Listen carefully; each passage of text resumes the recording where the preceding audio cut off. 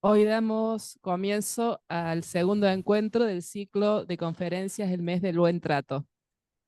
Eh, Como comentamos el miércoles, comenzó este ciclo que tiene que ver con recordar el día 15 de junio, que ha sido declarado por la ONU como el Día Mundial de Toma de Conciencia sobre el Abuso y Maltrato de los Adultos Mayores. Junto a CEPRAM y CENAM, el Colegio de Psicólogos ha organizado estas jornadas. Comenzaron el miércoles 12. Hoy tenemos aquí presente al doctor Feliciano Villar Posada, que ya vamos a presentarlo oficialmente. Ya ha dado una conferencia el doctor Ricardo Yacoub, y el 28 de junio dará una conferencia Irene Meller. Todo esto en esta actividad conjunta que hemos construido con CEPRAM y CENAM en función de visibilizar la problemática de los adultos mayores o de las personas mayores, y no solo con el interés de no solo visibilizar la necesidad del buen trato, sino también de el pleno cumplimiento de los derechos que las personas mayores tienen. Entonces, desde ese lugar es esta invitación que implica también capacitarnos como psicólogos en una temática que nos atañe a todos. Bueno, le doy la palabra a Andrés Urrutia. Bueno, muchísimas gracias, Anora. Bueno, bienvenidas, bienvenidos todos los que estén detrás de esa cámara. Y primero, en nombre del CEPRAM y del CENAM, es agradecer y empezar agradeciendo a quienes son las personas que están a cargo de algo que es tan importante para nosotros, que es el colegio que nos agrupa a psicólogas, psicólogos, psicólogos, y que nosotros celebramos muchísimo que podamos hacer estas jornadas con el colegio, y casi que diría que bajo el amparo del colegio, porque trabajar sobre la toma de conciencia, no hay nada más psicológico que la toma de conciencia, que darse cuenta y que visibilizar, como decía Nora, que no es solo una cuestión de maltrato, de violencia, que lo hay, y que casualmente las cifras en relación a los femicidios, las que más se invisibilizan son las de mujeres mayores, y que casi que se diría que es el infierno de los infiernos, pero también hay malos tratos y abusos en términos cotidianos, en residencias, en las familias, toda una cara muy negra del envejecimiento, porque tiene que ver con la vulnerabilidad y casi que diría que la ausencia de consideración del otro. Así que primero a Nora, bueno, pero en tu nombre a todo el colegio, a Martín también, que es el secretario de posgrado, y bueno, colegas del CEPRAN y CENAM que lo han hecho posible, porque esto es un muy lindo acontecimiento que lo hagamos acá, y no necesariamente en una audiencia para personas mayores, sino abierta a todos, y a los colegas, que seguramente es colegas que tienen interés en el tema. Así que gracias, y es un placer. Bien, y algo así como detrás o al lado nuestro, no sé por dónde está Feliciano, está como atrás y al lado, ¿eh? Eh, desde Alemania. Presentarlo a quien va a dar la conferencia sobre cuidados narrativos y el buen trato, que es el doctor Feliciano Villar Posada. Y estuve acá el día miércoles en la conferencia de Ricardo Yacoub, que la verdad le agradezco un montón. Y me desafió un poco Rodrigo Rapela, que es otro compañero de la Cátedra de Psicología de la Adultez, la cual la adhiere a esto como una forma de formación, que se tomó el trabajo de, más que presentar el currículum, un recorte, el qué sentido ha tenido el vínculo con este profesional. Primero vamos a decirlo, es profesor de la Universidad de Barcelona, Psicología del Desarrollo, y más que profesor numerario es catedrático. Para quienes no están en España, ese cargo es el más alto en la carrera universitaria al que se puede acceder, y Feliciano lo ganó merecidamente y muy joven. Y en términos de presentación, eh, tampoco me parece que sea tan personal o tan íntima, porque a lo largo de 20 años o mucho tiempo uno va desarrollando una camaradería especial que tiene que ver más con la intimidad de la amistad que con el ámbito público. Pero sí decirlo que quien nos vinculó fue el doctor Yacoub, porque habíamos publicado nosotros unas revistas muy sencillas, él en otras internacionales, trabajo sobre la generatividad, o sea, qué podemos dejar al mundo para las generaciones nuevas, y estaban centrados trabajos que qué podían dejar las personas mayores como semilla, más allá de que no tuvieran el momento de criar hijos. Y bueno, descubrimos realmente un catedrático, un maestro, que vino también en algunas oportunidades a Córdoba, ¿eh? Mm. Ya sabemos que no le gusta mucho el verde, ¿eh? También tuve la posibilidad de estar varias veces en Barcelona y el equipo de la cátedra también. Y para mí sí hay cosas que, bueno, lo tienen otros, lo tiene mucha gente que deja una huella, es que hace, deja hacer, promueve que se hagan, y en ese hacer también se genera una reflexión sobre qué hacemos. En el caso de Feliciano, justo lo traje, lo encontré, fue en un congreso en el 2019, me acuerdo, en Oaxaca, en México, o no, este creo que fue otro en el DF, y que en un conversatorio le decían cómo se hacía para investigar o qué necesitaba un investigador. Feliciano tiene muchísimos libros publicados, cientos de artículos en revistas internacionales, ha dirigido una maestría de desarrollo humano, es ha sido profesor en Alemania, en México, en Holanda, en Argentina, en la UBA, en Mar del Plata. Bueno, tiene un currículum muy vasto, que además lo bueno de Internet es que lo pueden consultar. Y sí les recomiendo libros, porque es una de las personas a las que yo aprendí mucho a mirar la vejez en el marco del ciclo de la vida, ¿no? Y que las problemáticas que se trabajan sobre la vejez nunca debieran segmentarse solo al periodo más largo de la vida, y que es sobre el final. Pero en aquel momento a Feliciano le preguntaron cómo hacía para ser un investigador número uno, y dijo algo que todavía yo no recuerdo: dice, hay que ser como un niño que está en la escuela, todos los días leer, todos los días escribir. Y me parece que se emparenta mucho a una canción de León Gieco que dice todos los días un poco, ¿no? Y todos los días un poco hace que cuando caminamos miremos para atrás y veamos saldos tan fructíferos, porque además él, trabajar mucho en Europa, siempre tenía una mirada muy fraterna con colegas, a que nos invita a escribir artículos, libros, capítulos de libros con Latinoamérica, con México, con Buenos Aires, Buenos Aires, con Argentina. ¿Eh? Así que bueno, yo espero que disfruten de esa manera tan afable de transmitir conocimiento con mucha rigurosidad, y bueno, y que sirva esto para, bueno, hacer un alto en el camino un día viernes, que ya es muy difícil, ¿eh? Y escucharlo a Feliciano, que nos cuente de qué se tratan los cuidados narrativos y su relación con el buen trato. Con ustedes, el doctor Feliciano Villar Posada. Bueno, muchas gracias, Andrés. Hablar después de ti, pues es muy difícil porque tú tienes el don de la palabra que yo no tengo, estoy aprendiendo todavía. Y después de esta presentación, pues ya sabes lo que, o sea, siempre digo lo mismo, cuando te presentan así, pues solo hay un camino, que es decepcionar. Es inevitable decepcionar, ¿eh? Pero bueno, intentaremos que la decepción sea la menor posible.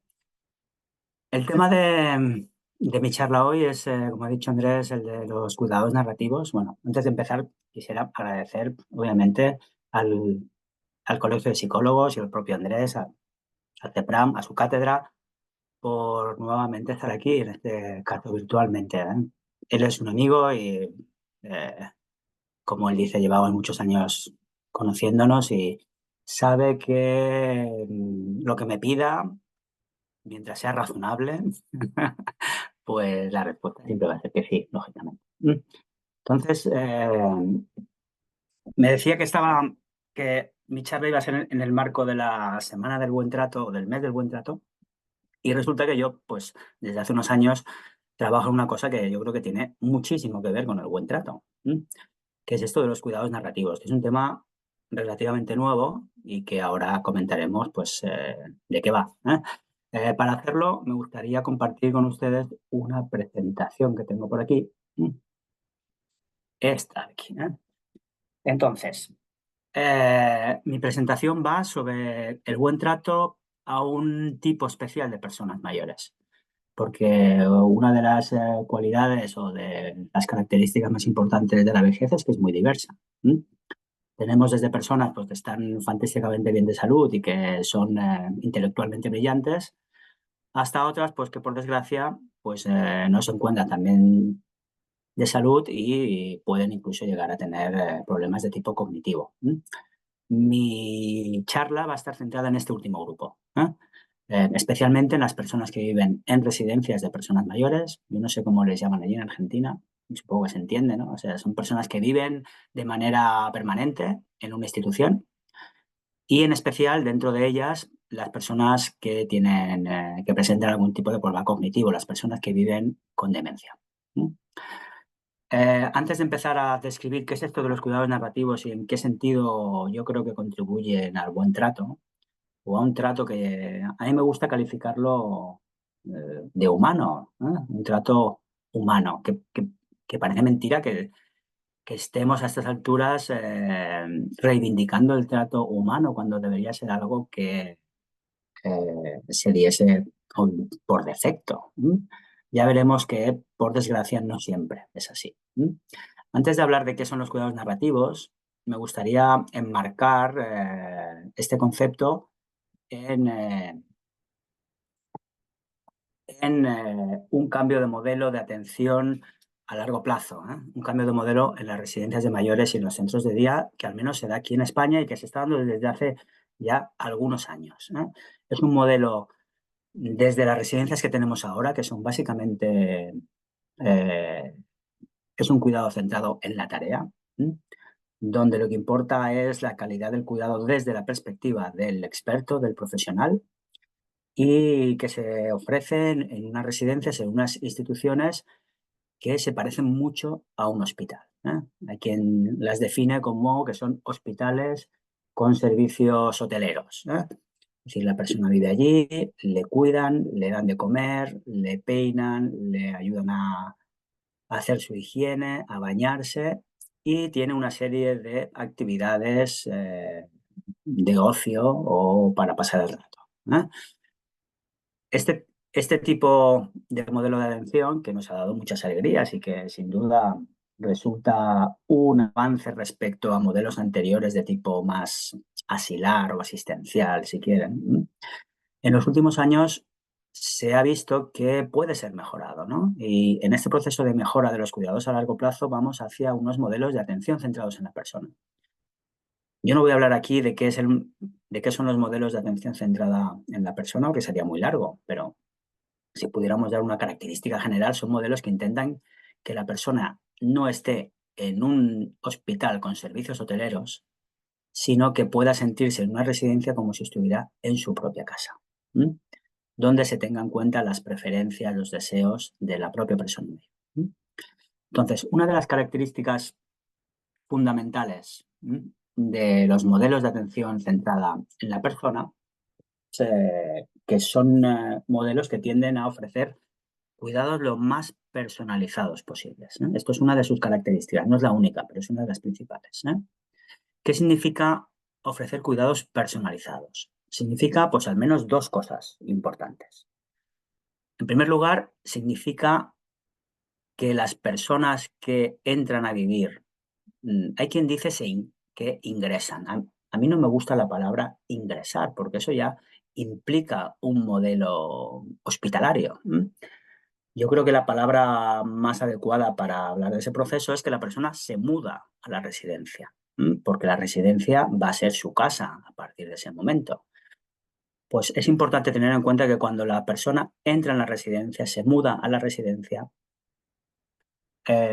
no significa que haya nacido en ese momento, porque muchas veces los profesionales le tratan simplemente a partir de la situación que tiene cuando entra en la residencia. Sin embargo, todas las personas, cuando se mudan a una residencia, tienen un bagaje detrás muy importante.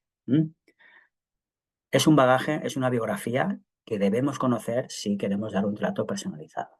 Es decir, dar trato personalizado significa conocer a las personas, saber quiénes son más allá de las enfermedades que tienen, más allá de su situación una vez entran en una institución de este tipo. En segundo lugar, personalizar el trato, personalizar la atención, significa también tomar en cuenta el punto de vista de la persona. Todas las personas tenemos un punto de vista. Todas las personas tenemos una manera propia de definir cada una de las situaciones que vivimos. Como sabemos, estos puntos de vista a veces no son coincidentes, a veces son totalmente opuestos incluso. Entonces, saber cómo la persona está definiendo la situación que está viviendo, cuál es su punto de vista sobre las diferentes experiencias que vive dentro de la residencia, es fundamental para personalizar el trato. Es decir, de ponerlos en la piel, en los zapatos de la persona a la que queremos cuidar, a la que queremos proporcionar atención. Así, al margen, yo diría que este último punto es fundamental para cualquier tipo de buen trato. El buen trato no existe si uno no es capaz de ponerse en el lugar del otro. Además, esto de ponerse en el lugar del otro, desde el punto de vista de la psicología del desarrollo, es lo que nos diferencia, pues, del resto de las especies, ¿no? Somos capaces de imaginar qué está pensando la otra persona. Pues bien, se trata de utilizar esa capacidad específicamente humana que tenemos todos. Estos dos aspectos son importantes, tener en cuenta la biografía de la persona, tener en cuenta su punto de vista. Pues bien, para abordar ambos aspectos, un elemento que yo creo que es fundamental es tener en cuenta que ambos aspectos se entienden a partir de la creación de historias. Es decir, cuando uno cuenta quién es, lo que hace es explicar una historia, explicar una narrativa. Cuando uno comunica cuál es su punto de vista sobre una situación, lo que hace es comunicar una historia también. Desde este punto de vista, las historias para mí son fundamentales. Las personas somos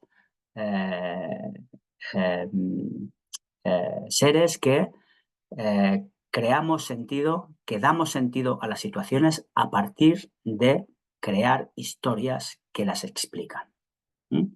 Historias que son capaces de explicarnos a nosotros mismos, la identidad. Nuestra identidad es fundamentalmente una historia, la historia de nuestra vida, tal y como la contamos, e historias que permiten dar sentido a las situaciones que en cada momento estamos viviendo, a las situaciones más locales. Es decir, las narrativas son importantes en ese sentido.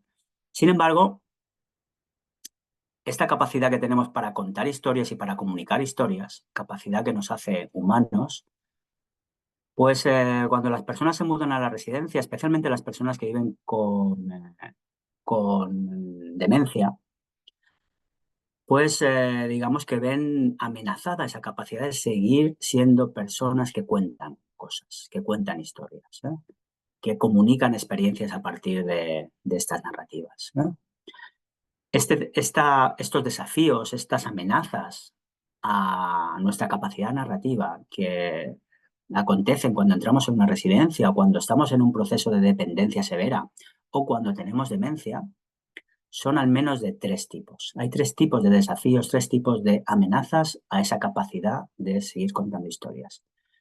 Hay un tipo de desafío que es más de tipo individual, podríamos decir. Hay otro desafío más bien colectivo. Y hay un tercer desafío relacional interpersonal. Vamos a explicar cada uno de ellos brevemente. Respecto a las amenazas o a los desafíos de tipo individual que tenemos para seguir contando historias cuando, por ejemplo, vivimos con demencia. Pues lógicamente la demencia, como probablemente saben, seguro, es un conjunto de enfermedades que se caracterizan o que tienen como elemento central, pues, la pérdida de capacidades intelectuales. Entre ellas, una muy frecuente, pues la pérdida de formar y de recuperar nuevos recuerdos. Esos recuerdos son los bloques, los ladrillos con los que elaboramos las historias que contamos. Si no somos capaces de recuperarlos, nuestra capacidad de seguir contando historias se ve comprometida. En segundo lugar, las personas con demencia no solamente tienen problemas en recuperar esos recuerdos para formar historias, sino que también su capacidad para organizar el discurso, para elaborar un discurso coherente que comunique algo y que sea entendido por los demás como un relato, como una historia, también se ve comprometida por la enfermedad. Y en tercer lugar, y más allá de la demencia, entrar en una institución también puede generar en las personas mayores la convicción, muchas veces porque se lo transmitimos nosotros los profesionales, ¿no? La convicción de que la historia de la vida de uno está ya cerrada.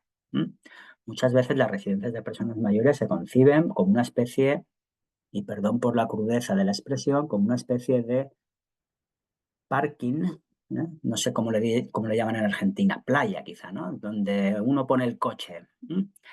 Una especie de parking donde uno está esperando básicamente a morirse. Donde nada nuevo puede acontecer, donde no hay nuevos alicientes, donde no hay proyecto. Es decir, cuando uno entra en una residencia puede tener la sensación de que la historia de su vida ya no puede seguir incluyendo más capítulos. Es decir, se inhibe, de alguna manera, la capacidad de seguir generando historias, de seguir teniendo nuevas experiencias. Eso es lo que algunos autores llaman el cierre narrativo. Esto respecto a desafíos más de tipo individual. Pero después, si nos vamos a lo colectivo, también hay algunas creencias, algunas representaciones sociales, algunos autores que lo llaman metanarrativas, ¿no? Grandes historias que compartimos, que tampoco ayudan a que las personas mayores, y especialmente las personas mayores con demencia, puedan seguir generando seres narrativos, ¿no? Generando historias. En primer lugar, las creencias dominantes sobre la vejez o sobre el envejecimiento han estado tradicionalmente muy centradas en la idea de declive. Es decir, y esto tiene mucho que ver, obviamente, con el tema del ciclo, con el buen trato. Es uno de los aspectos que justifica muchas veces los malos tratos a los mayores, ¿no? La vejez se concibe muchas veces incluso como no como una etapa más de la vida, sino como una patología, como algo patológico. Yo recuerdo que hace un par de años, creo recordar que la Organización Mundial de la Salud, no sé si ustedes se acuerdan, o tú, Andrés, te acuerdas, quería definir la vejez como una enfermedad. Yo creo que eso es un error muy grande, un error de bulto. Es decir, la vejez no es una enfermedad, la vejez es una parte más de la vida. Y a veces se vive con patología y otras veces, pues obviamente no. En segundo lugar, la vejez también, desde esta narrativa de declive, se ve como una excusa para no tratar ciertas enfermedades o ciertos problemas, ¿no? ¿Cuántas veces, pues, uno va al médico porque le duele la rodilla, ¿no? Como el chiste ese que se cuenta, ¿no? Vas al médico, te duele la rodilla, tienes 85 años y dices, señor doctor, es que me duele la rodilla. Y el doctor te dice, pero hombre, ¿usted qué quiere? Si ya tiene 85 años, ya no le podemos hacer nada. Eso es normal. Y le contesta el señor, ya, pero es que la otra rodilla que no me duele también tiene 85 años. Es decir, muchas veces la vejez sirve como excusa para no tratar ciertas enfermedades, para ser un poco negligentes con las necesidades de las personas mayores, ¿no? Esto lo sabe muy bien, no sé de qué habló el doctor Jacob la semana pasada, pero él lo explica muy bien con respecto a los problemas de tipo sexual, ¿no? Cuando acontecen en las personas mayores, como que se les quita importancia y ciertas disfunciones se ven como algo normal e inhabitable, en lugar de como algo tratable. Y también, pues, dentro de esta idea de vejez como declive, pues, esta idea justifica la pérdida de poder, la pérdida de estatus, la pérdida de prestigio, la pérdida de oportunidades que acontece muchas veces cuando nos hacemos mayores, ¿no? En el caso de la demencia, esta narrativa de declive o esta visión, digamos, pesimista, es llevada a un extremo. Las creencias que tenemos sobre la demencia son creencias extremadamente pesimistas. Y obviamente la demencia no es plato de gusto, ya lo sé, pero la demencia puede ser un proceso muy largo. Sin embargo, parece que cuando a una persona se le diagnostica de demencia, en ese momento ya digamos, se la sentencia y ya se la trata totalmente diferente. Las metáforas que usamos para hablar de la demencia son metáforas centradas en la idea de tierra arrasada, de tragedia, de pérdida del yo. Hay quien dice que pensamos en las personas con demencia desde metáforas que se parecen mucho a los zombies. Es decir, como si las personas con demencia fueran representadas como personas que están vivas, pero que en cierto sentido ya están muertas también, ¿eh? Una especie de muerte en vida, como personas que ya no tienen nada dentro, como si fueran cascarones vacíos, cuerpos vacíos, ¿eh? Donde yo se disuelve con el tiempo, ¿eh? Esto lleva también a muchas personas a ocultar, a avergonzarse de sus familiares con demencia, ¿eh? ¿Cuántas veces? Yo no sé la situación en Argentina, pero aquí en mi país, en España, pues muchas familias como que les da un poco de vergüenza salir con su familiar con demencia por si acaso dice algo inadecuado, por si acaso se encuentra con algún amigo y se da cuenta de que ya no es el que era, por si acaso hace algo que no debe. Y lo que hacemos es, pues, convertir, pues, ser una especie de predicción que se cumple a sí misma, ¿no? De expectativa que se cumple a sí misma, porque dejamos de darles oportunidades, ¿eh? Estos dos aspectos, las amenazas individuales y las colectivas, se cristalizan de alguna manera en el trato que tenemos con las personas que viven en residencias de personas mayores, con el trato que reciben las personas con demencia. Y, estamos hablando del plano interpersonal o relacional, ¿no? Donde convergen, pues, los desafíos individuales y los colectivos, ¿no? Como decíamos, cuando una persona es diagnosticada con demencia, nuestro trato hacia ella cambia de manera radical. Pasa de ser, si somos profesionales, pasa de ser una persona a ser un paciente. Pasa de ser una biografía a ser un caso, donde lo que importa, lo que se pone en primer plano es la enfermedad, por encima de todo lo demás. Pasa de ser una persona que, pues, entre otras muchas características, puede vivir con una demencia, a ser básicamente un demente. Y la persona pasa a un segundo plano. Es decir, las características biográficas únicas de la persona muchas veces se obvían y lo que se pone en primer plano, lo que se subraya, son las características de la enfermedad.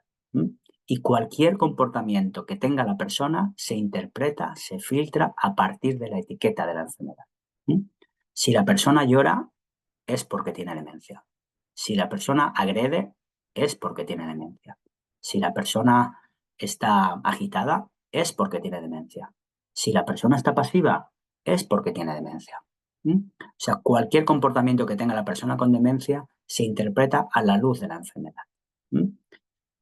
Y en las personas con demencia se exacerba un tipo de trato que muchas veces vemos también en las personas que no tienen demencia, en las personas mayores que viven en la comunidad de manera sana. Es este trato a veces infantilizador, condescendiente, despersonalizador que muchas personas mayores reciben. Normalmente tratamos de manera infantilizada a aquellas personas que creemos que son inferiores a nosotros o que tienen capacidades que no son las nuestras, que son menores a las nuestras.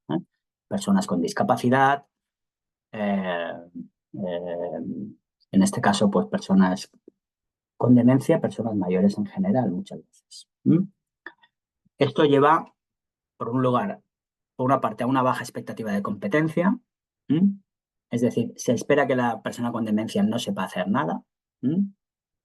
Y lo que hacemos en esa situación muchas veces los profesionales es empezar a controlar la vida de la persona con demencia. Como creemos que no tiene capacidades para gobernarse a sí mismo, ni que la demencia fuera siempre igual, sino que es un proceso muy largo, o puede llegar a ser un proceso muy largo, ¿no? Pues lo que hacemos los profesionales es sustraer el control de la vida de la persona con demencia y comenzamos a no pedirle permiso para hacer las cosas, a no preguntarle nada y a empezar a hacerle las cosas, a controlar su vida de alguna manera. Cualquier sentimiento de malestar que viva la persona refuerza el diagnóstico. Es decir, es porque tiene demencia. Sin pararnos a pensar, pues, cómo la persona vive esa situación. Muchas veces hay un ejemplo muy claro, ¿no? Pues imaginen ustedes que tienen demencia. La demencia implica, ciertos tipos de demencia implican, pues, que uno tiene dificultades para recordar cosas, ¿no? Imaginen que viven en una residencia y un día están durmiendo tranquilamente y les despiertan, cuando ustedes no quieren despertarse. Abren los ojos y ven frente a ustedes a 2, 3 personas con una bata blanca, que no recuerda quiénes son. Usted no sabe, no recuerda dónde está. Está en un sitio extraño para usted. Esas personas con bata blanca le instan a levantarse cuando usted no quiere levantarse. La acompañan fuera de una habitación que usted no reconoce como suya y la llevan a un lugar estrecho, a un lugar frío, donde le dicen que se tiene que quitar la ropa. Usted no quiere quitarse la ropa, pero de alguna manera le convencen o le obligan incluso a hacerlo. Y en ese momento algo cae sobre su cabeza, algo frío, y algo que, bueno, pues que sin usted quererlo moja su cuerpo. ¿Cómo reaccionarían ustedes en una situación como esa? Una situación como esa, desde el punto de vista de la persona con demencia, yo creo que no es irracional pensar que la reacción lógica es precisamente la agresividad o el resistirse o la agitación. Cuando eso pasa, ¿qué piensan los profesionales? Mira, tiene un brote, es porque tiene demencia, sin pararse a pensar cómo está viviendo la persona la situación, cómo está interpretando la persona esa situación. Es un fenómeno que pues, los expertos, algunos autores llaman de desposesión narrativa, es decir, la persona deja de poder elaborar historias y lo que hacemos es imponer las historias del profesional sobre la persona. Es decir, nosotros como profesionales nos arrogamos el derecho a saber qué es lo que le pasa al otro y a controlar su vida desde nuestra propia interpretación de la situación sin ni siquiera preguntarle al otro. Es decir, las narraciones propias de la persona, de cualquier persona, en este caso son de alguna manera secuestradas por los profesionales y por una visión determinada, que es una visión en general de tipo biomédico. Pues bien, lo que queremos con los cuidados narrativos es romper con este ciclo, romper con esta situación. Los cuidados narrativos no es un invento nuevo. No es algo que nos hayamos inventado nosotros, sino que es una especie de concepto paraguas que lo que intenta es dar coherencia a una serie de estrategias, a una serie de intervenciones que lo que quieren es sostener y enriquecer las narraciones que forman parte de la identidad personal. Es decir, hacer que las personas puedan seguir siendo seres narrativos, puedan seguir contando historias, puedan seguir compartiendo experiencias a partir de ese contar relatos. Los cuidados narrativos implican un variado tipo de intervenciones y de estrategias. Yo diría que se pueden agrupar al menos en dos tipos.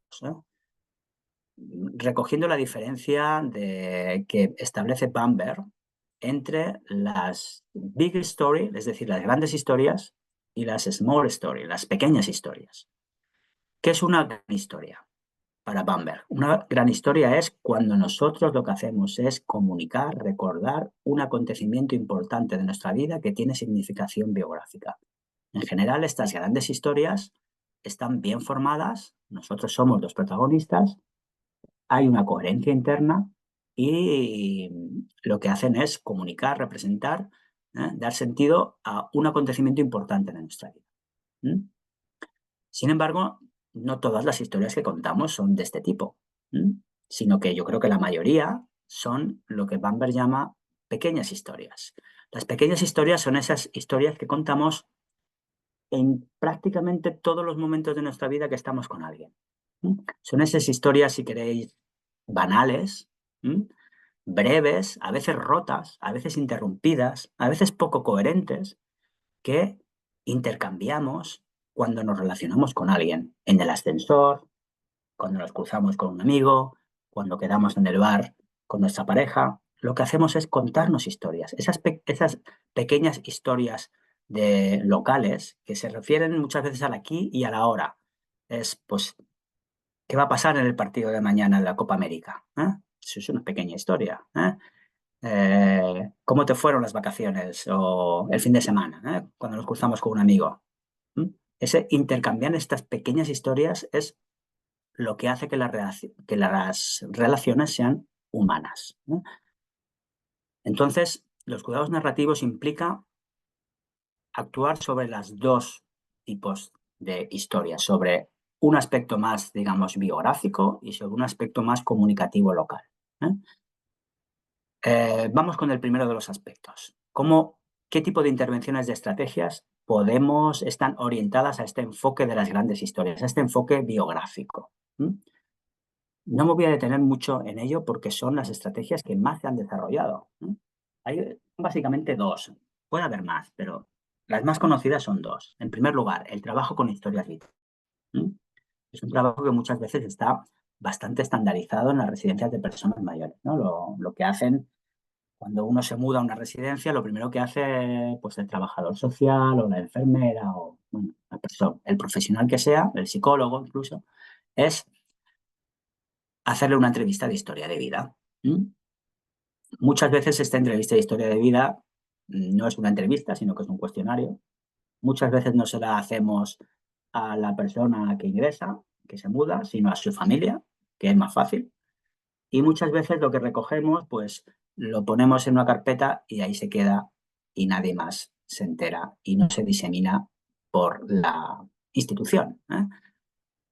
Está en una carpeta pues esperando a que cuando venga el inspector pues puedas justificar que has hecho la historia de vida de la persona y que conoces perfectamente la biografía de cada una de las personas que viven allí. Con las historias vitales hay muchas cosas que se pueden hacer evitando todo esto. Se puede trabajar muy bien con historias de vida y hay experiencias muy interesantes de cómo las historias de vida pueden ser una manera muy importante para personalizar el cuidado. O sea, no podemos cuidar adecuadamente si no sabemos con quién estamos tratando, ¿no? Y para dar un trato, decíamos, más humano, ¿no? Después, un segundo tipo de intervención centrado en elementos de tipo biográfico son los programas de reminiscencia.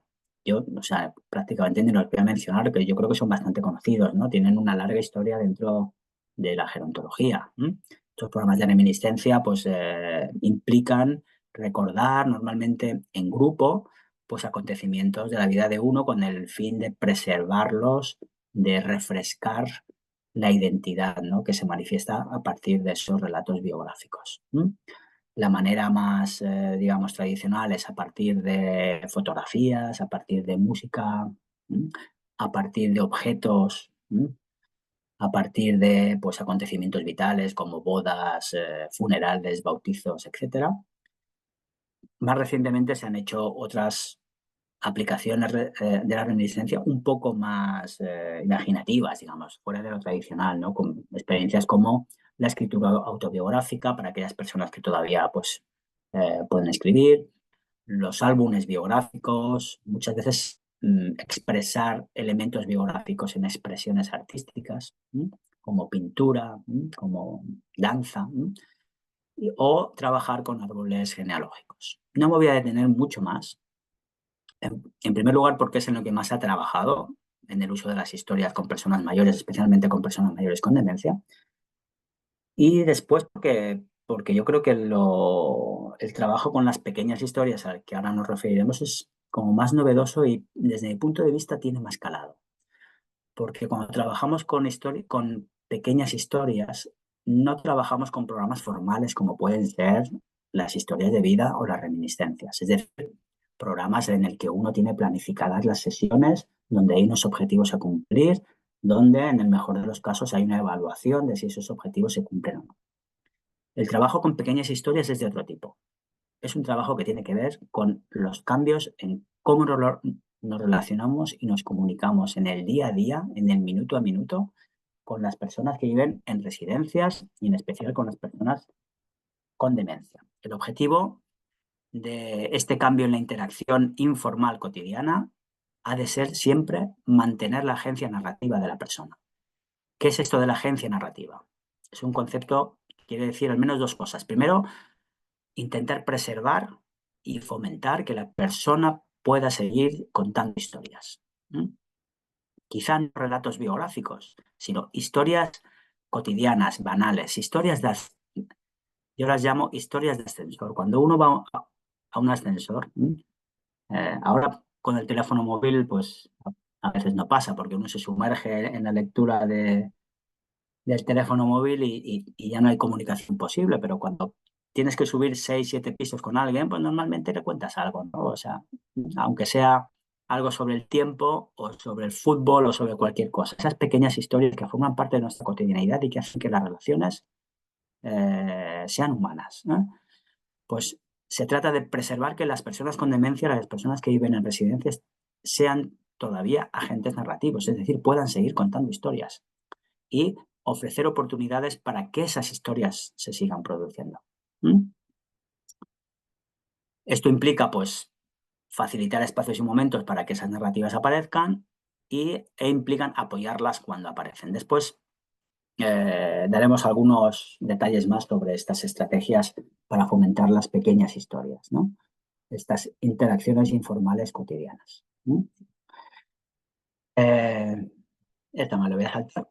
Cuando hablamos de comunicación, de cambios fundamentales en la comunicación, hemos de tener en cuenta que la comunicación, cualquier comunicación, la comunicación en las residencias también, puede variar en un continuo donde podemos poner en dos extremos.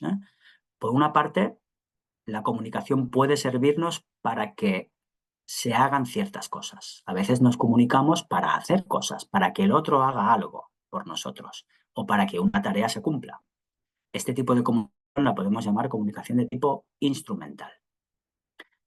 Y por otro lado, no siempre nos comunicamos para conseguir algo, para que una tarea se cumpla, sino a veces nos comunicamos simplemente por el placer de comunicarnos, para conocer al otro, para saber el punto de vista del otro. El otro extremo serían estas comunicaciones de tipo relacional o socioemocional. En la tabla pueden ver el contraste entre ambas. Las interacciones fundamentalmente instrumentales están orientadas a la tarea y el foco es la solución de un determinado problema. Generalmente, cuando estamos hablando de una residencia, pues se trata de problemas que tienen que ver con tareas de cuidado o con problemas médicos. De lo que se trata es de atender las necesidades las necesidades muchas veces corporales de la persona, del residente. Y el residente, la persona, en una comunicación instrumental muchas veces es simplemente el medio para conseguir un fin. Cuando un profesional se dirige de manera instrumental a la persona que cuida, lo hace muchas veces no por ella misma, sino para cumplir una tarea. Es decir, trata al otro como si fuera un objeto. Lo que hace es atender al cuerpo del otro y no tanto al otro en tanto persona. En las interacciones instrumentales hay una relación jerárquica muy clara. Hay un actor, que es el profesional, que se supone que es el que conoce, el experto, el que guía. Y hay otro, que es al que le etiquetan como paciente, que lo que tiene que hacer es simplemente obedecer. Y se espera de él que lo haga que colabore, que siga las instrucciones, que lo haga de una manera dócil. El tiempo verbal de las comunicaciones instrumentales es fundamentalmente el imperativo. Haz esto, levanta el brazo, levántate de la cama, desvístete. A veces de manera más educada, a veces menos. Hay un colega mío que dice que las residencias de personas mayores son el imperio del imperativo. Es decir, las comunicaciones entre profesionales y residentes se dan básicamente en esa forma verbal. El profesional se comunica con el residente para intentar conseguir algo. En el otro lado del extremo tenemos las interacciones socioemocionales. Son interacciones orientadas no a conseguir nada, sino simplemente pues, a la propia relación, donde el fin es la propia relación. No hay nada más allá de la relación. Y donde uno atiende no a las necesidades corporales de la persona, sino a sus necesidades sociales y a sus emociones. La persona en este caso es un fin en sí mismo, no es el objeto, el medio para conseguir fines ulteriores, fines que van más allá. Y se da una relación más de igual a igual, más simétrica, entre los actores presentes en la interacción, los actores que interaccionan. Me gustaría daros algunos ejemplos para que entendierais la diferencia entre una interacción instrumental y una socioemocional. Aquí vemos, por ejemplo, un ejemplo de interacción muy cortito, ¿no? Imaginaros que estáis en una residencia y el cuidador o la cuidadora, lo he puesto en femenino porque la mayoría son mujeres, es un hecho. La cuidadora entra en la habitación de la persona, por ejemplo, a cuidar, de la persona que vive en la residencia y dice: hola, buenos días, vengo a ayudar a limpiarte un poquito, ¿vale? Ese inicio de la interacción es claramente una apertura que indica que la persona va a comenzar una interacción de tipo instrumental. La comunicación es para conseguir algo, en este caso hacer una higiene. ¿Qué es lo que hace el residente? Aceptarlo, en este caso. Dice: sí, sí, estupendo. La cuidadora dice: ¿verdad que sí? Pues venga, vamos a empezar. Entonces va a buscar el agua y comienza la higiene. Es una interacción fundamentalmente o claramente instrumental. Es decir, en este caso la cuidadora se plantea la comunicación como un modo de que una tarea se cumpla, en este caso la higiene. La interacción, sin embargo, podría haber ido de otra manera. Imaginemos que la cuidadora entrase en la habitación y en lugar de decir: venga, vamos, que nos toca hacer la higiene, hubiera dicho: hola, buenos días, ¿qué tal has dormido hoy? Ese tipo de apertura no es instrumental, sino que en principio se da la oportunidad para establecer una relación más de tipo de igual a igual, una interacción más socioemocional, ¿no?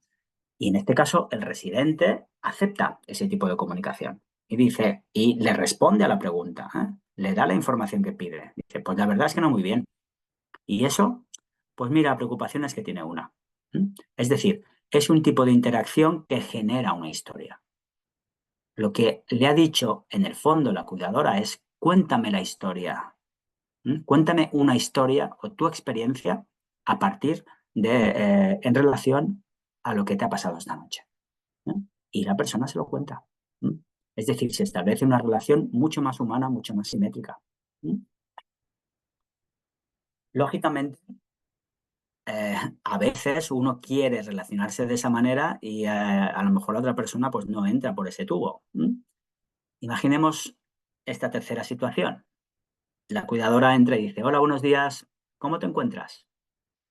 Es cierto que a veces ese cómo te encuentras o cómo estás, normalmente, hay veces que, bueno, es una fórmula, ¿no? En realidad no queremos que el otro nos diga cómo está, sino simplemente es la manera de empezar.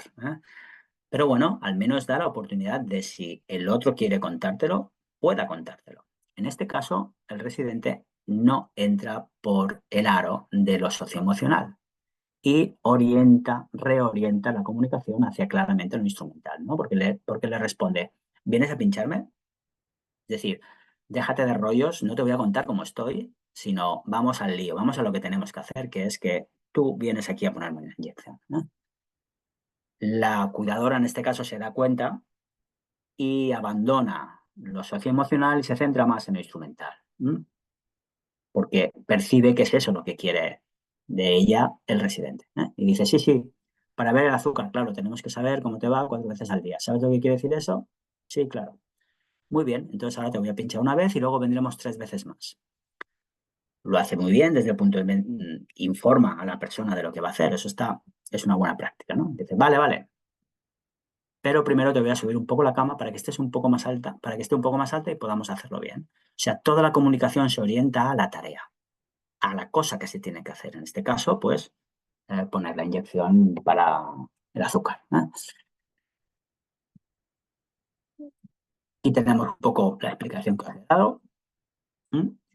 Y uno puede decir: bueno, pero es que, claro, en la realidad, las formas puras, estos ejemplos que yo he puesto son formas puras o bien instrumentales o bien socioemocionales, pero en la realidad es mucho más compleja. Y es verdad, es mucho más compleja. Es mucho más compleja porque, en primer lugar, las tareas se tienen que hacer. Es decir, yo no estoy planteando aquí que lo instrumental sea malo y lo socioemocional sea bueno. Las dos cosas tienen su sentido, tienen su punto, ¿no? Es decir, en una residencia, cuando tú trabajas como profesional, hay tareas que necesariamente se tienen que hacer. Tienes que hacer la higiene de la persona que cuidas, ¿eh? Tienes que movilizarle, ¿eh? Tienes que ayudarle a comer si no sabe, ¿no? O si no puede, perdón, ¿eh? Tienes que lavarle, que peinarla si no sabe, si no puede hacerlo, ¿no? La cuestión no es no hacer las tareas, la cuestión es cómo uno hace las tareas. Es decir, si lo instrumental es lo único que aparece. O si podemos ir combinando instrumental y socioemocional para que la tarea sea hecha, pero sea hecha dentro de un tipo de interacción más humano, donde las historias puedan aparecer. Veamos esta interacción, ¿eh? La cuidadora entra en la habitación y aparentemente entra y su apertura es una apertura totalmente instrumental. Dice, buenos días, ¿qué? ¿Nos empezamos a vestir? Es decir, vamos a hacer la tarea. Vengo aquí a hacer una tarea que es ayudarte a vestir. El residente o la residente acepta. Dice, sí, sí, sí. Dice, bueno, pues entonces te voy a quitar la manta, ¿vale? Le está quitando la manta y mientras hace lo instrumental, aprovecha para darle la oportunidad de contar una historia, para una interacción más socioemocional. Y le dice, ¿qué tal? ¿Dormiste bien hoy? Eso es una oportunidad de contar una historia, de que la otra persona nos dé su punto de vista, nos comunique, nos transmita sus experiencias, ¿no? Es una forma de tener en cuenta al otro, es una forma sin duda de buen trato. Y la residente acepta, y le cuenta una historia. Dice, mira, mal, porque aquí mi compañera, dice aquí mi compañera, porque normalmente en España las habitaciones son compartidas, ¿no? Es algo que no debería pasar tanto como pasa, pero por desgracia, por motivos económicos, a veces es así, ¿no? Uno no tiene mucha intimidad en una residencia y suele compartir su habitación con otra persona. Muchas veces simplemente una cortinilla o con un biombo de separación. Dice, pues mira, mal, aquí mi compañera se pasó la noche haciendo ruido. No me digas, ¿y te despertó o qué? Sí, sí, una noche de perro se ha pasado. Y otra vez, mientras están contando la historia socioemocional, digamos, la interacción socioemocional va metiendo cuñas instrumentales, porque le dice después, espera, déjame quitarte el pijama. ¿Te puedes levantar un momentito? Eso es instrumental, es decir, la tarea se tiene que hacer. La cuestión es, ¿cómo hacemos la tarea? ¿La hacemos solamente a partir de imperativos o la hacemos de una manera humana? Es decir, dando la oportunidad al otro de contar historias, de compartir su experiencia. Y, ¿por qué no?, contándoles nosotros nuestra experiencia también. Porque en una interacción humana, cuando uno te cuenta algo, tú le cuentas algo también tuyo. Es decir, no solo somos profesionales, sino somos personas, ¿no? O sobre todo somos personas. Es decir, lo normal es precisamente el solapamiento entre lo instrumental y lo socioemocional, porque las tareas han de realizarse y requieren interacciones instrumentales, requieren dar instrucciones, requieren solicitar ayuda del otro. Pero la tarea puede convertirse en una excusa, en un disparador, también en una generadora de historias, en una oportunidad para aproximarse al otro, para que preguntarle cosas al otro, para que haya esta comunicación más socioemocional, ¿no? A veces también, y por eso he puesto ese tercer punto ahí, a veces una interacción parece socioemocional, pero no lo es. Es la típica interacción que se da cuando llevamos a vacunar a nuestro hijo. Yo me acuerdo con mi hijo pequeño, pues yo lo he llevado a vacunar varias veces. Me acuerdo una vez, eh, supongo que es una situación bastante típica, ¿no? Que le llevé, bueno, Fabio, venga, vamos al médico, vamos a la enfermera que te tienen que vacunar. Fabio pues tendría 4 o 5 años, no tenía más, ¿no? Y iba pues cagadito de miedo, ¿no? Tenía mucho miedo. Entró, le tocó su turno y vio que la enfermera agarró la inyección y le puso la aguja a la inyección. Y claro, ahí empezó a llorar. ¿eh? Le temblaban las piernas. La enfermera se acercó a él escondiendo la aguja, ¿no?, la inyección, y empezó a decirle, hola, ¿cómo te llamas? Y Fabio dice, pues Fabio. Bueno, ¿cuántos años tienes? ¿Cuántos añitos tienes? 4. Bueno, ¿vas al cole ya?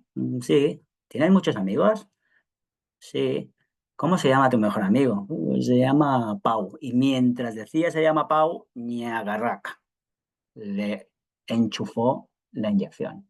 Obviamente, eso es una interacción aparentemente socioemocional, pero en el fondo no lo era. En el fondo era algo instrumental. Lo que queríamos era simplemente entretener a la persona, pero no nos interesábamos por él. A la enfermera le daba igual cómo se llamaba el amigo de mi hijo. Lo que quería es, de alguna manera, entretener su atención para que la tarea se hiciese mejor. Era una interacción claramente instrumental, porque lo socioemocional requiere al menos estas 3 características. Primero, una atención al otro y una empatía, ponerse en el lugar del otro, intentar saber qué está pasando por la cabeza del otro, ¿no? Después requiere también, en estos contextos de cuidado, requiere una cierta proximidad física, ¿m? Y requiere una ausencia obvia de poder y de control, ¿m? Que en las residencias a veces no se da, ¿no? Porque los profesionales, pues, no solamente tienen más poder, sino que además se diferencian visualmente, ¿no? Se señalan visualmente, van de blanco, van con uniforme, ¿eh? Y esto es un signo de poder y crea una cierta asimetría en las relaciones, ¿eh? El hecho de ir de que unos vayan de uniforme y los que son cuidados van de calle, ¿eh?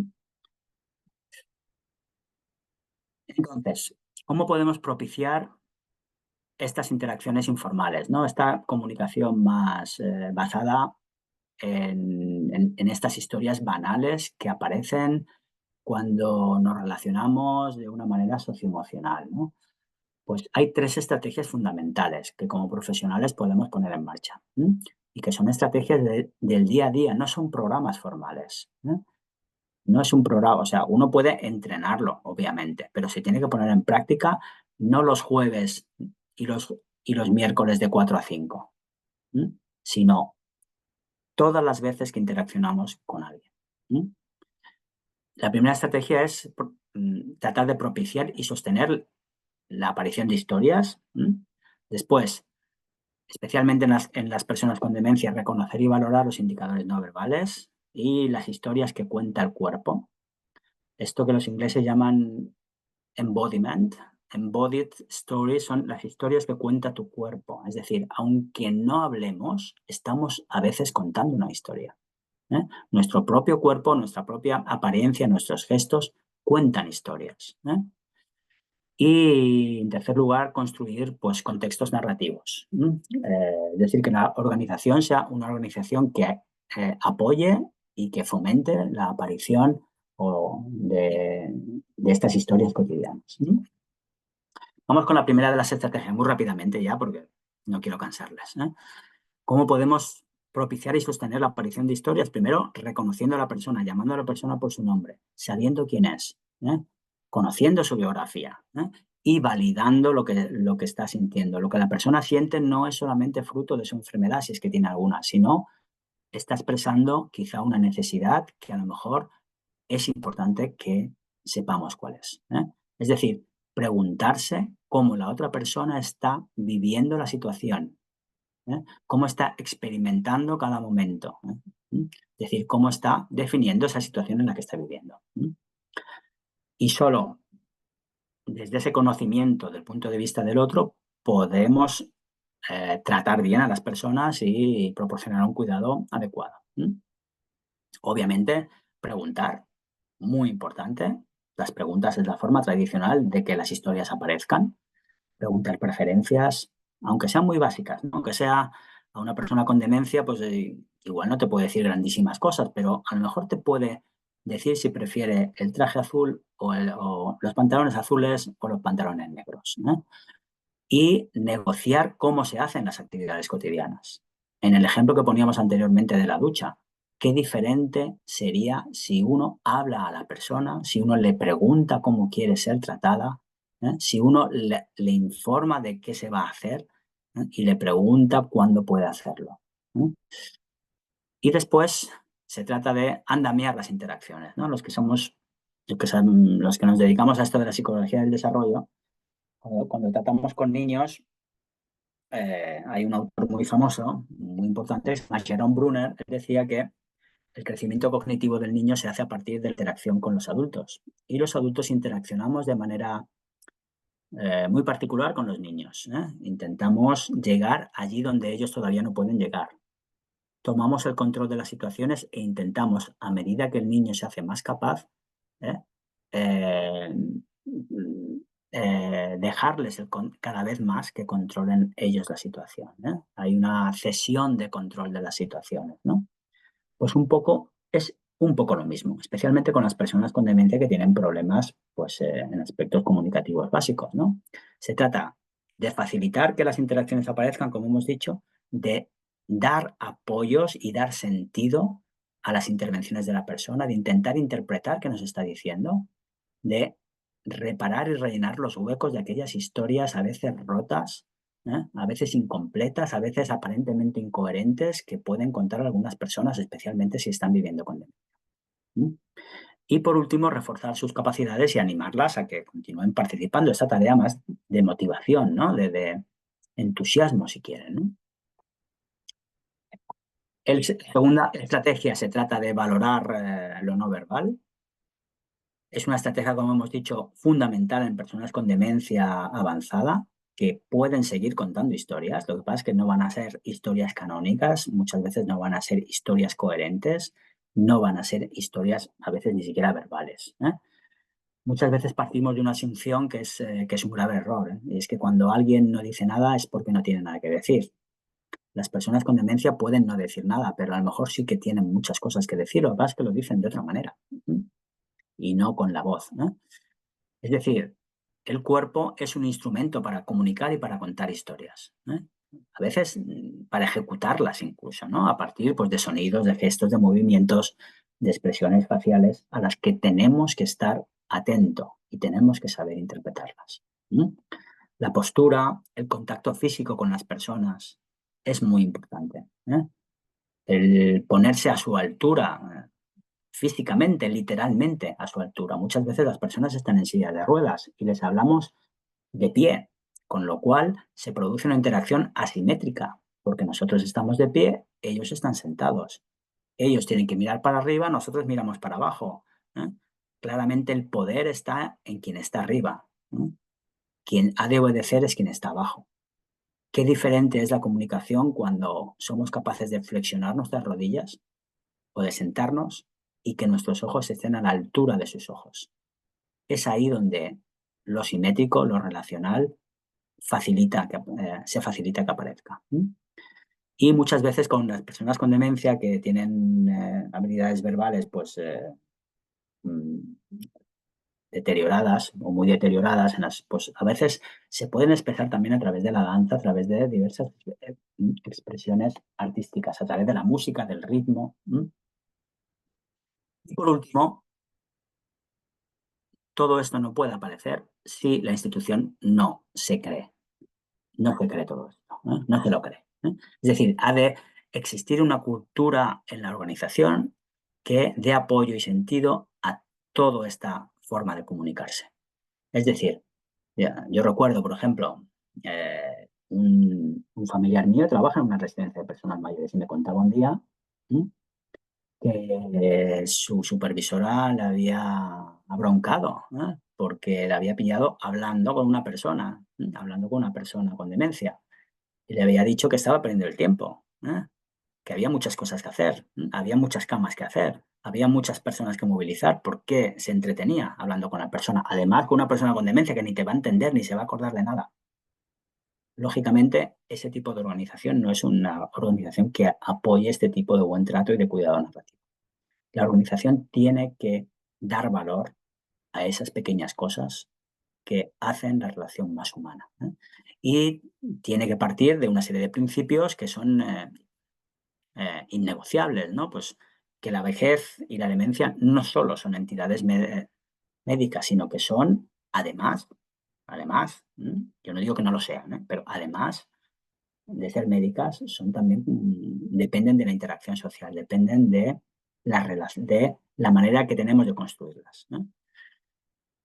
La dignidad de la persona es inmune al deterioro, es algo que no se deteriora nunca y que debemos siempre preservar. Y hemos de considerar no solamente el pasado de la persona, sus historias, sino también el futuro, el proyecto personal. Es decir, que las residencias de mayores se conviertan en lugares donde uno pueda seguir teniendo experiencias. Importante también el trabajo en equipos interdisciplinares de verdad, no multidisciplinares, sino interdisciplinares, donde todos, el psicólogo, el trabajador social, el médico, la enfermera, obviamente los cuidadores auxiliares, que son la mayoría del personal y los que llevan el día a día de las personas, todos ellos deben aportar su voz para construir la historia de las personas. Y, obviamente, la voz más importante de todas es la de la propia persona. Yo recuerdo una experiencia que hicimos hace unos años en las que en las reuniones del equipo de profesionales donde se trataba, entre comillas, casos, pues lo que hicimos fue, cuando se trataba de determinado caso, llevar a la persona de la que estaban hablando a la reunión. Muchas veces era una persona con demencia que no se sabía, que no podía comunicarse mucho, pero el hecho de tener a la persona delante cambiaba radicalmente la dinámica de la reunión. Nada que ver. Y se transformaba en algo mucho más humano, porque los profesionales se daban cuenta de que estaban tratando con personas, de que ya no era el caso de la habitación 221 o el Alzheimer grado 4 de la habitación 502, sino era una persona que tiene una biografía, que tiene un punto de vista y que está justo delante de ellos. Y por último, se trata de que en las residencias de mayores comiencen a pasar cosas, pasen cosas, para que las historias aparezcan, porque las historias van sobre contar experiencias. Es decir, que dejen de ser esos aparcamientos que decíamos antes, donde uno espera la muerte de manera más o menos paciente, dando, si es posible, los menos problemas posibles a pues instituciones que estén abiertas a la comunidad, donde las personas que viven allí puedan usar los servicios de la comunidad, puedan ir a los parques, puedan ir a los supermercados, puedan salir a la calle. Y al revés, que la comunidad pueda entrar en la residencia. Es decir, pues que la residencia pueda tener servicios que puedan ser usados, ¿por qué no?, por personas de fuera de la comunidad. En mi barrio, la residencia de mayores que tenemos ha tenido una idea buenísima, y es que el bar de la residencia, donde van a desayunar los trabajadores y donde pueden ir las personas que viven allí, es un bar que tiene una puerta a la calle también. Y que pueden usar las personas de la comunidad. Pues qué bien que se integren las residencias de mayores en el barrio, en las comunidades en las que están insertadas.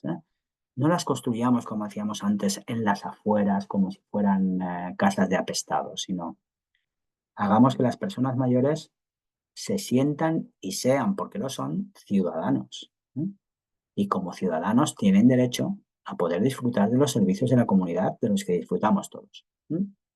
Eso sin duda es un indicio de buen trato. Para acabar, algunos mensajes para llevarse a casa, para recordar. En primer lugar, los relatos, las historias son el medio por el que las personas damos sentido a nuestra experiencia. Son fundamentales en cualquier relación humana. Las personas con las que tenemos más relación son aquellas de las que conocemos más historias. Comprender al otro implica necesariamente escuchar y reflexionar las historias, no las historias biográficas solo, sino las historias del día a día. Esas historias banales que hacen el tejido de las relaciones, que son el tejido de las relaciones. Esas historias de ascensor que hacen que las relaciones se refresquen y sean verdaderamente humanas. En tercer lugar, el uso de historias mejora la calidad del cuidado e incide en el bienestar de tanto de las personas que viven en residencias como, yo diría, aunque no esté en la diapositiva, de los propios profesionales. ¿Mm? Y por último, el uso de historias es fundamental, es imprescindible si queremos dar un buen trato, es decir, si queremos humanizar el cuidado. En mi opinión, es el núcleo de una verdadera atención centrada en la persona y es un imperativo ético. Es decir, hemos de hacerlo sí o sí. ¿Por qué? Porque si no, no estamos tratando bien a las personas a las que pretendemos atender, a las que pretendemos cuidar.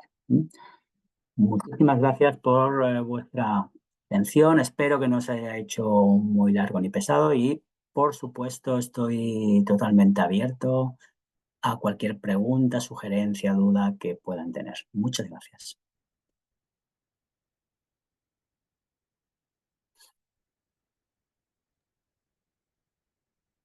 Ahora es cuando me doy cuenta de que he estado hablando al vacío y no había nadie detrás. No, no ha sido así. Muchas gracias, Feliciano. Muy, muy interesante además. Vamos a abrir ahora las preguntas si alguien quiere formular alguna de quienes están allí. En principio recibimos saludos de agradecimiento y felicitaciones. Nosotros que veíamos los cartelitos, ¿eh? Mm. Y muchos son así, clarísimo, espectacular, excelente, muchas gracias. Ay, qué manera de recibir elogios, Feliciano, bien merecido. Si los ves, pero son todos elogios. Igual te escuchaba y me acordaba de una película argentina de Sorín que se llama Historias Mínimas. Y Hay yo- tanto, yo la he visto. ¿La viste? Viste que va Sí, sí, sí, con una sí. torta, camina a San Julián, que es una ciudad muy perdida Correcto, sí. en la En la Patagonia, Patagonia, sí. y parece que Sí, es sí, como sí. muy aburrida, pero no es una épica así tipo la Odisea, y por Mm, ahí con la gente grande también, y con el tiempo que tienen los hijos y las hijas más jóvenes, ¿no? Que por ahí tienen desvalorizado esas interacciones cortitas, vieja, ¿cómo andás? ¿Cómo te fue hoy? Y lo sienten como una conversación mm. lastimosa o siempre deudora de Además de algo. tener en cuenta que muchas veces, por desgracia, las personas que viven en residencias solo hablan con profesionales. ¿Mm? Ujú. Sí, sí. Yo me sorprende mucho cuando voy a una residencia, voy al salón, normalmente tienen como un salón donde los llevan y que se aprovecha para ser comedor también, y veo las sillas alineadas como si fuera un cine, y todas delante del objeto maravilloso al que todos adoran, objeto de adoración que es la televisión. Ujú. Sí. Cuando a lo mejor si pusiéramos las sillas en lugar de en filas, si las pusiéramos en círculos, en primer lugar, no tendríamos que girar la espalda para hablar con alguien. Y en segundo lugar, podríamos mirar a los ojos a las personas que tenemos delante y a lo mejor incluso hasta les decimos algo o nos dicen algo. ¿Mm? Ujú. Hay una pregunta ahí. Muchas gracias, Feliciano. Me gustaría consultar si hay estudios sobre cuáles son los beneficios de los cuidados narrativos. A ver, es una buenísima pregunta. Me alegra mucho que me la hagas porque yo tengo clarísimo de que con independencia de su impacto es un imperativo ético. O sea, tenemos que hacerlo. Pero aún así, hay instancias que si no ven estudios, que si no ven números, pues no lo ven claro. ¿Mm? Lo que pasa es que, en mi opinión, todavía no se ha realizado un estudio, bueno, se han realizado muy pocos estudios, pero ninguno yo creo con la metodología con la que yo creo que se debería estudiar este tipo de cuidados o de forma de interaccionar. Y es a partir de estudios observacionales, ¿no? Yo me imagino un estudio sobre cuidados narrativos a partir de recoger interacciones en situaciones cotidianas. Por ejemplo, a la hora de comer, cuando uno se levanta, mientras lo están llevando de un sitio a otro si está en una silla de ruedas. ¿Mm? Este tipo de estudios es complicado de hacer, ¿no? Porque claro, recoger todas o sea, se necesita grabar la situación. Yo no sé lo que pasa en Argentina, pero en España es difícil que te dejen grabar situaciones de este tipo. ¿Mm? Es decir, es complicado. Y después el análisis de los datos también es complicado, ¿no? Los pocos estudios que tenemos, quizá la persona que más los ha hecho es un investigador finlandés que se llama Iden, pues muestran que, bueno, pues que este tipo de interacciones que andamian y que soportan pues la participación de la persona con demencia, porque él lo hace con personas con demencia solo, ¿m? Lo que hacen es mejorar la calidad de la relación y mejoran o alivian esa palabra tan fea que usamos cuando cuidamos a alguien, y es que decimos la carga de cuidado, como si cuidar fuera algo terrible. Pues bueno, pues la carga de cuidado, es decir, el malestar que puede generarnos cuidar o el estrés que puede generarnos cuidar, se alivia a partir de la humanización de los cuidados. Y el empleo de historias, estas interacciones más orientadas a la relación, son una excelente manera de humanizar las relaciones, o son la manera de hacerlo. Gracias, Feli. Sí. Doctor Hay unas Feliciano, preguntas en el chat que te las vamos a leer ahora. Acá las va a leer Daniel. doctor Feliciano, le leo. Excelente disertación. Qué difícil cuando además de la institución que solo se basa en cuidados asistenciales, también la narrativa de la persona mayor cuando ingresa en la residencia, que como indicas, dice, se terminó mi vida ahora, ya no tengo nada que hacer. ¿Cómo podemos abordar esta problemática?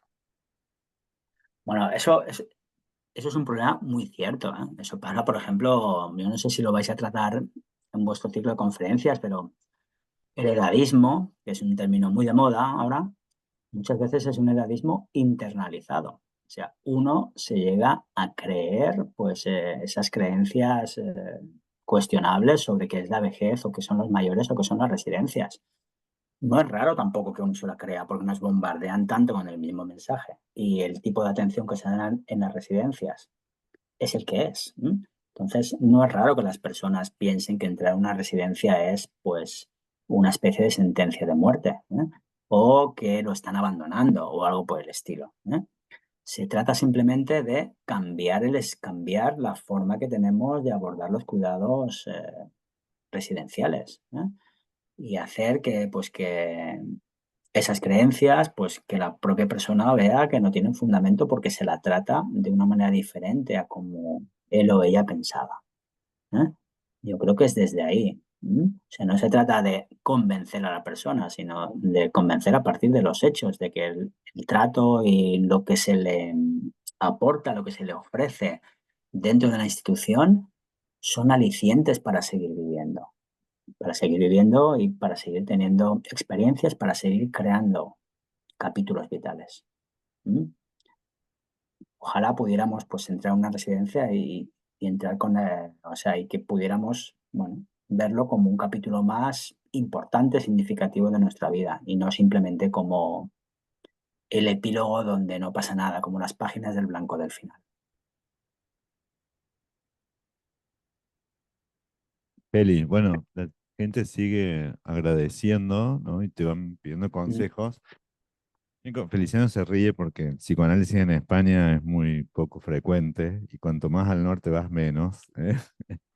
Eh, pero me acuerdo de una gran psicoanalista argentina que es Silvia Bleichmar, que decía que siempre la condición humana deja de ser humana cuando se biologiza la vida, ¿no?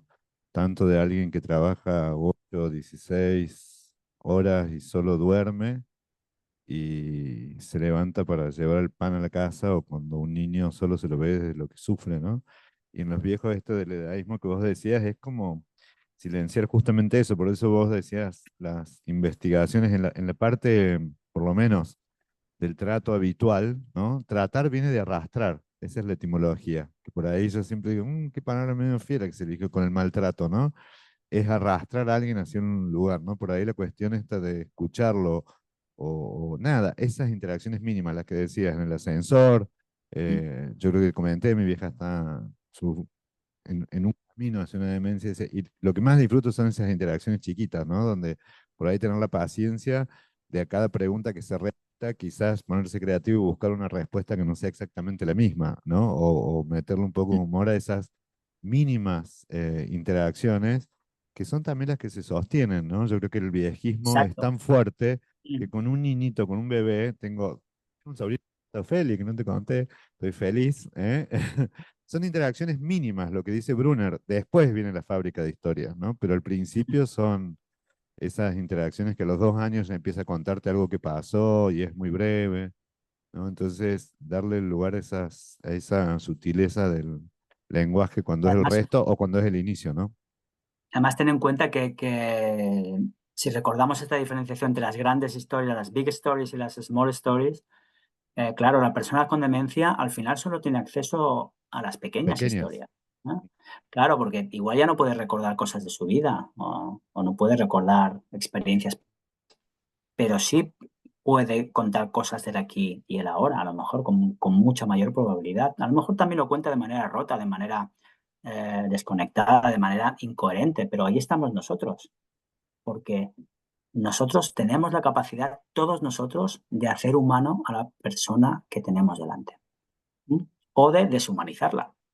Es un gran poder. ¿Mm? Bueno, Feli, No, Nora se va a digo, el despedir. hecho de escuchar, digo, es humanizar, ¿no? Si uno no escucha, no es tanto un humano. Digo, Mm. lo básico.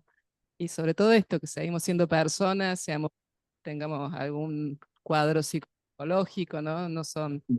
son personas, no son dementes, ¿no? Me parece que eso que vos Mm. traes, no despersonalizar por un diagnóstico, porque un diagnóstico Mm. no dice nada de una persona más que algún síntoma. Me parece excelente recalcarlo, ¿no? Como lo has recalcado en toda la... Yo medio como, viste que uno cuando está contento y escucha algo, en Argentina no sé cuántos años ya lleva la ley de salud mental y derechos humanos, 24 años, y hay una declaración en Argentina que es una convención interamericana de derechos de las personas mayores.